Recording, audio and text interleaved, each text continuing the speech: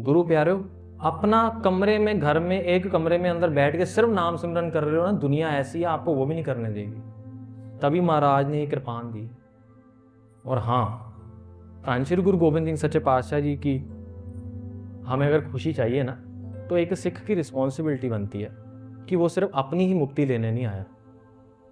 कृपान का जो सिद्धांत है वो ये है कि दूसरों को प्रोटेक्ट करते करते नाम सिमरन करना और मुक्त होना है। दुनिया को संभालने का जिम्मेवारी भी महाराज ने सिखों को ही दी है। तभी कृपान सिर्फ सिखों के पास है, किसी और मजहब में शस्त्र नहीं है।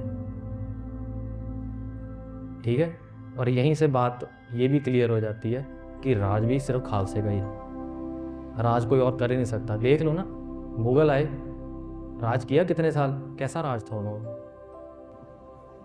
भाई साहब एक दुविधा है, लोग की समझते हैं खालसे का मतलब ही नहीं पता, पहले खालसे का मतलब एक्सप्लेन कर। क्योंकि सिंधी परिवार जिस टाइम ते दौरा पढ़ते हैं ना, उस टाइम ते सिंधी संगत का गुरुद्वारा उत्थे सवाल उठिया कि तुसी दौरा पढ़ते हो, राज करेगा खालसा, राज करेगा खालसा। खालसा की है ओदा डेफिनेशन थोड़ा दस्तो। खालसे की जो आसान भाषा में जो उसका अर्थ आता है वो होता है प्योर।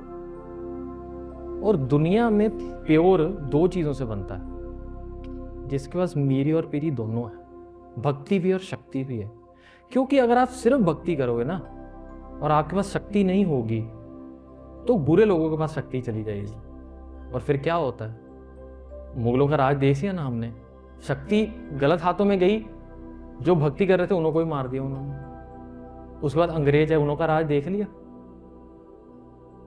BBC पोल में अंग्रेजों ने ये मान लिया कि सबसे बड़ा राज किसका, सबसे अच्छा और सुंदर राज किसका था। उसमें नाम पहले नंबर पे पता है किसका आता है, महाराजा रणजीत सिंह जी का। और हाँ, सबसे बड़ा योद्धा भी कौन था, जब उसकी लिस्ट निकली तो पहले नंबर पे हमारे हरि सिंह नलवा जी थे। शक्ति में भी हम सबसे ऊपर है, भक्ति में भी हम सबसे ऊपर है। तो हमारे पास ये दोनों चीजें होनी जरूरत है। हाँ, किसी के पास अभी एक चीज है, दूसरी अभी तक नहीं आई, मैं उस बंदे को क्रिटिसाइज नहीं कर रहा हूं। एक टाइम आएगा उसके पास भी दोनों चीजें आ जाएंगी। ठीक है, हर किसी की कहानी होती है। अब सारी ही भक्ति, अब देखो प्रचार तो किया जाता है ना, ऐसा हो ही नहीं सकता कि पूरी दुनिया में सभी मुक्त हो जाए।